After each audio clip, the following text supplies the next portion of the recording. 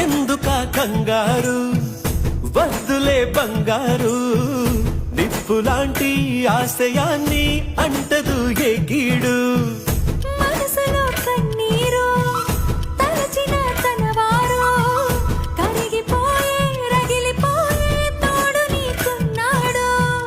సాయమంటే ఆయువిచ్చే వాయుపుత్రుడు వీడు